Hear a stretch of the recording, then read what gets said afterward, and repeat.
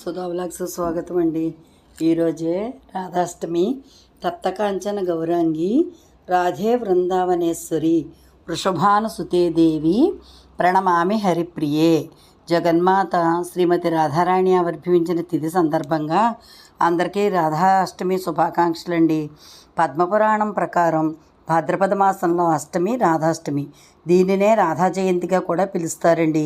ఈరోజు రాధాకృష్ణుల మధ్య ఉన్న నిస్వార్థమైన బంధాన్ని మనం గౌరవించి వారిని ప్రత్యేకమైన పూజలతో సేవిస్తామండి. రాధాకృష్ణులను పూజిస్తే భార్యాభర్తల మధ్య అనురాగం పెరుగుతుందని, అలాగే ప్రేమించిన వారు తమ జీవిత భాగస్వామిగా వస్తారని ఇలాగా అందరూ నమ్ముతూ ఉంటారు. ఉదయాన్నే లేచి రాధాకృష్ణులకు పూజ చేసి పాలు, వెన్న, నెయ్యి, పెరుగు నివేదన చేసి, కుదిరితే పిండి వంటలు, అలాగే కుదిరితే ఉపవాసం ఉండి షోడశోపచార పూజ చేసుకోవాలి. ఈరోజు ఉపవాసం మధ్యాహ్నం దాకేనానండి. శ్రీకృష్ణుడు 64 ఆధ్యాత్మిక లక్షణాలు కలిగి ఉన్నారు. శ్రీమతి రాధారాణి 25 ఆధ్యాత్మికత లక్షణాలు కలిగి ఉంది. కానీ ఆమె లక్షణాల ద్వారా శ్రీకృష్ణుని ఆకర్షించగలదు. శ్రీకృష్ణుడు అన్నింటినీ ఆకర్షించిన స్వరూపం కలిగి ఉంటారు. కానీ రాధారాణి కృష్ణుడిని కూడా ఆకర్షించగలుగుతుంది. కృష్ణుడు వేదాహం సమతేతాని అన్నారు. అంటే నేను అన్ని విషయాలను తెలుసుకుంటాను, అయినా నేను రాధారాణిని అర్థం చేసుకోవాలనుకుంటున్నాను అంటారు. అదండి రాధారాణి. రాధారాణికి జై.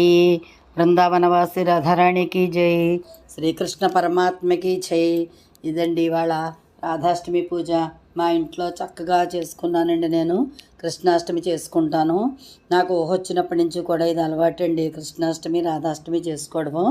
అలాగే ఈరోజు మా ఇంట్లో రాధాష్టమి 21 రకాల పిండి వంటలతోటి చేసుకున్నానండి. మధ్యాహ్నం దాకా ఉపవాసం ఉండి మధ్యాహ్నం పూజ చేసుకుని ఉపవాసం విరమించుకుని అప్పుడు ప్రసాదం వితరణ చేసుకున్నాక అప్పుడు ప్రసాదం తీసుకోవాలండి.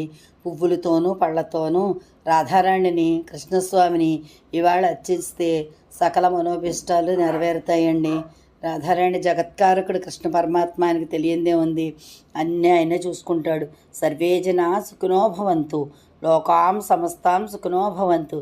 అంతేనండి, అన్నీ ఆయనే చూసుకుంటారు. కృష్ణ పరమాత్మ, శ్రీకృష్ణ పరమాత్మ, రాధారాణి స్వామికి జై.